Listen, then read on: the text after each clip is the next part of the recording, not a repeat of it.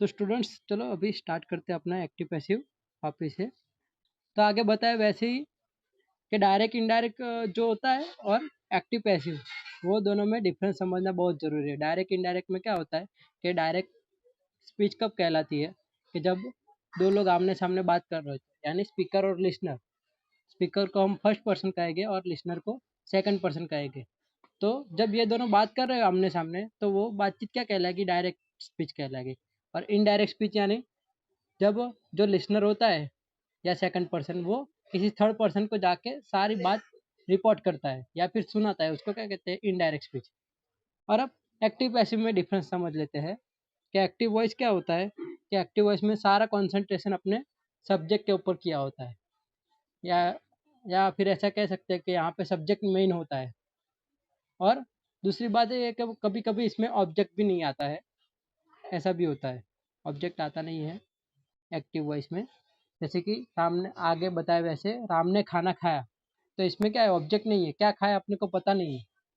यहाँ पे एक्शन क्या हो रही है, वर्ब कौन सा है, खाना खाने का बात कर रहे हैं ना, तो वो वर्ब हो जाएगा और सब्जेक्ट कौन सा हो जाएगा, राम हो जाएगा।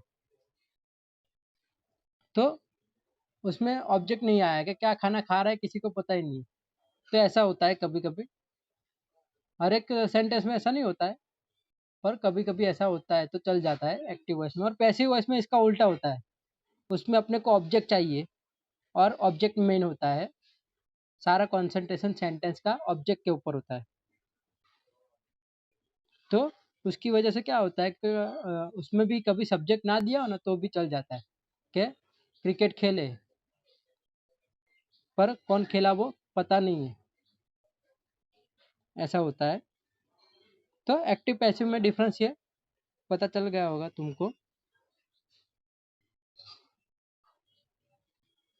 तो चलो अभी आगे जाते हैं।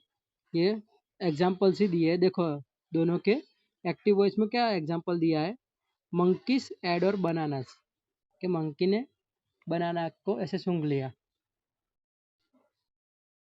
दूसरा सेंटेंस दिया है, the cashier counted the money. तो फर्स्ट मंकी वाला सेंटेंस है, उसमें सब्जेक्ट क्या है, मंकी है, पूरा कंसंट्रेशन अपना वहीं पे किया है। और यहाँ पे दूसरे में देखो, the cashier counted the money, यहाँ पे सब्जेक्ट क्या है, कैशियर है, तो कैशियर के ऊपर ही सारा कंसंट्रेशन आया है, मेन वही है, कैशियर है। बाद में तीसरे में देखो, the dog chase the squirrel, के डॉग चेस कर रहा है, चेस यहाँ पे वर्ब है, पर किसको कर रहा है, स्क्विरल, तो स्क्विरल यहाँ पे ऑब्जेक्ट हो गई। तो यहाँ पे भी सब्जेक्ट दिया हुआ है द डॉग, और उसका ही अपने पैसिव में कन्वर्ट किया है। देखो यहाँ पे मैं तुमको बता रहा हूँ, ये हाइलाइटर से ये रहा, bananas are added by monkeys.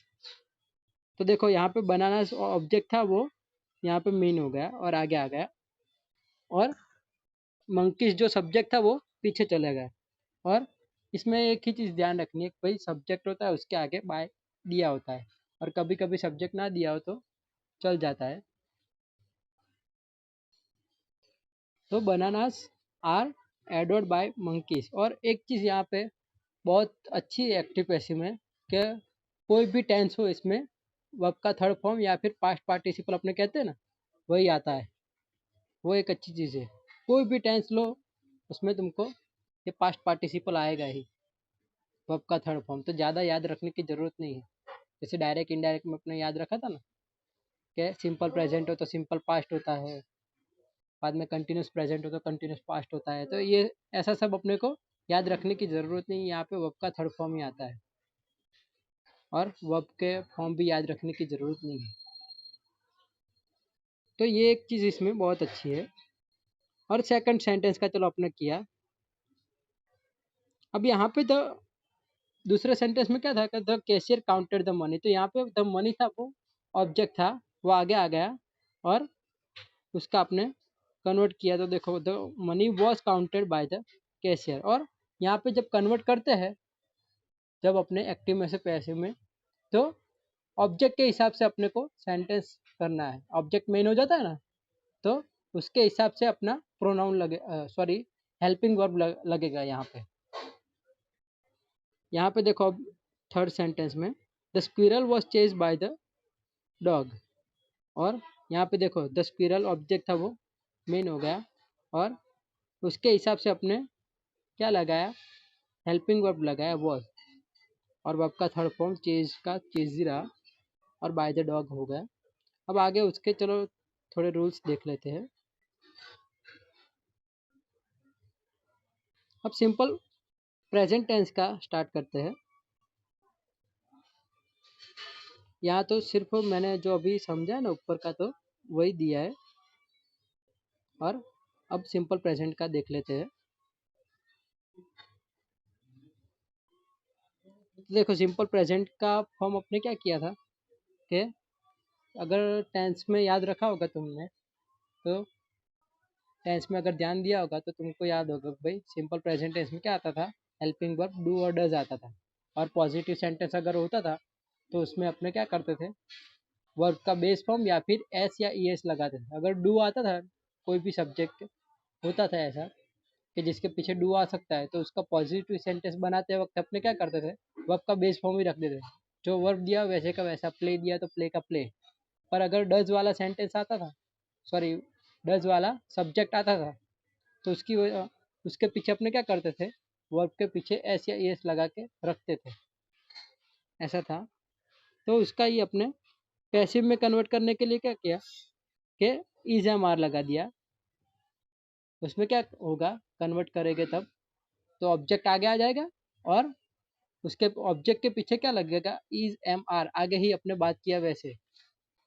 जो सेकंड सेंटेंस था ना, the money was counted by the cashier, sorry वो वाला नहीं, वो तो अपना सिंपल पास्ट में चला जाएगा। तो इसमें क्या लगेगा, सिंपल प्रेजेंट दिया होगा तो इज एम आर लगेगा, अगर सिंपल पास्ट होगा तो वॉज वेयर लगेगा। और यहाँ पे देखो पास्ट पार्टिसिपल आया, यानी थर्ड फॉर्म, हमेशा थर्ड फॉर्म ही आएगा, इसकी चिंता मत करो। तो यहाँ पे उसका चलो एग्जाम्पल देख लेते हैं पहले। आई राइट अ लेटर, ये सिंपल प्रेजेंट टेंस में यहाँ पे दिया है, उसका कन्वर्ट करके देखते हैं चलो पैसिव में। और लेटर देखो, और लेटर क्या था, यहाँ पे ऑब्जेक्ट है, तो ऑब्जेक्ट क्या हो गया, आगे आ गया। और यहाँ ऑब्जेक्ट के हिसाब से हमको क्या रखना है, हेल्पिंग वर्ब ऑब्जेक्ट के हिसाब से रखना। अगर ये ऑब्जेक्ट क्या है, सिंगुलर है, तो सिंगुलर है तो उसके पीछे क्या लगा है, देखो इज लगा है। अगर प्लूरल होता तो आर लगता, अगर आई होता तो उसका क्या हो जाता, उसके पीछे एम आ जाता। तो अ लेटर इज रिटर्न। अब राइट का देखो अपने थर्ड फॉर्म क्या होता है, राइट रॉट रिटर्न होता है, तो रिटर्न लिख दिया, और बाय करके मी लिख दिया। और यहाँ में अपने को जो प्रोनाउन होता है ना, उसके कन्वर्जन में भी ध्यान रखना है। आई का क्या हो जाएगा, मी हो जाएगा, आई का मी, ही का हिम, शी का हर, ऐसे ये सब अपने को कन्वर्जन में ध्यान रखना पड़ेगा यहाँ पे। अब देखो दूसरे में, शी स्पीक्स फ्रेंच। अब यहाँ पे लड़की के ऊपर पूरा कॉन्सेंट्रेट किया है, शी यानी लड़की, तो उसके ऊपर पूरा कॉन्सेंट्रेट किया है कि भाई वो ऐसे फ्रेंच बोल सकती है। तो अब उसका पैसिव में चलो कन्वर्ट करते हैं। तो फ्रेंच है वो, जो लैंग्वेज है वो आगे आ गई, वो वहाँ पे ऑब्जेक्ट था, तो ऑब्जेक्ट आगे आ गया। और फ्रेंच सिंगुलर ही कहलाती है, तो उसके पीछे क्या लगाया, आपने इज लगाया। और बाद में पास्ट पार्टिसिपल क्या है, स्पोकन, स्पीक का क्या हो जाएगा, स्पोकन। और बाय हर, देखो आगे बात की थी ना कि लड़की हो तो शी है, तो शी का क्या हो जाएगा, हर हो जाएगा। ये ध्यान रखना है सिर्फ। अब ऐसे ही बाकी के तीन एग्जाम्पल आप खुद रिफर कर लेना, मैं आपको पीडीएफ ऐसे दे दूंगा। अब चलो आगे का टेंस देखते हैं, प्रेजेंट कंटिन्यूस टेंस। आज जो प्रेजेंट टेंस का ही अपने चलाते हैं, नेक्स्ट लेक्चर में ऐसा होगा ना तो पास्ट टेंस के बाकी के चलाएंगे।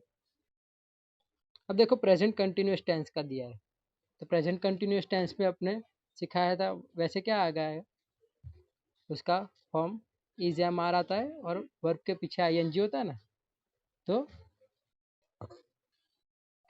सॉरी सब्जेक्ट बाद में इज एम आर, वो भी कैसे होता है कि किसके हिसाब से आता है, सब्जेक्ट के हिसाब से इज एम आर आता है, आगे समझाया वैसे ही। और वर्ब के पीछे आई एन जी वाला फॉर्म आएगा और लास्ट में ऑब्जेक्ट आ जाएगा। तो उसका पैसिव फॉर्म में हम कन्वर्ट करेंगे यहाँ पे, तो देखो क्या होता है। तो इज एम आर का इज एम आर ही रहता है, पर यहाँ पे वर्ब का आई एन जी फॉर्म था ना, तो अपने को वर्ब का थर्ड फॉर्म यानी पास्ट पार्टिसिपल में कन्वर्ट करना है। इसलिए अपने क्या कर देंगे, आई एन जी वाला फॉर्म निकालने के लिए उसकी जगह अपने बिंग कर देंगे। क्या कर देंगे, बिंग। और पास्ट पार्टिसिपल आएगा बाद में, वर्ब का थर्ड फॉर्म, और बाद में बाय लगा के सब्जेक्ट लगा देना है। देखो वो अपने लेटर का ही दिया है, I am writing a letter, तो ये अपने एक्टिव वॉइस में दिया है प्रेजेंट कंटिन्यूस टेंस में, और उसका आपने कन्वर्ट किया। देखो और लेटर यहाँ पे ऑब्जेक्ट था तो ऑब्जेक्ट आगे आ गया, और एम यहाँ आई के पीछे एम भले लगाया था, पर यहाँ पे अपने इज क्यों लगाया, क्योंकि अपना यहाँ पे मेन कौन है, लेटर है, ऑब्जेक्ट मेन है, इसीलिए उसके पीछे इज लगाया। तो a letter is being, ING वाला फॉर्म निकालने के लिए बिंग लगा दिया, और राइट का आपने क्या कर दिया, रिटेन और बाय मी। चलो सेकंड देखते हैं, she is cooking a dinner. She is cooking the dinner, तो यहाँ पे ऑब्जेक्ट क्या है, द डिनर है, वो आगे आ गया द डिनर, और उसके हिसाब से अपने इज लगाया। ये याद रखना, शी के पीछे इज लगाया वो नहीं है, वो अपने डिनर के हिसाब से लगाया, वो वाला इज है। तो ऐसा मत रखना, दिमाग में रखना कि आगे जो सब्जेक्ट होता है उसके पीछे जो अपने हेल्पिंग वर्ब लगता है वही का वही लगाना होता है, ऐसा नहीं होता है। अपने ऑब्जेक्ट के हिसाब से देखना पड़ता है। ऑब्जेक्ट अगर सिंगुलर है तो इज लगेगा, प्लूरल है तो आर लगेगा, और अगर आई दिया होगा तो आई के पीछे एम लगेगा। तो a letter is being written by, sorry, the dinner is being cook by her, तो यहाँ पे शी की जगह क्या हो गया, हर हो गया।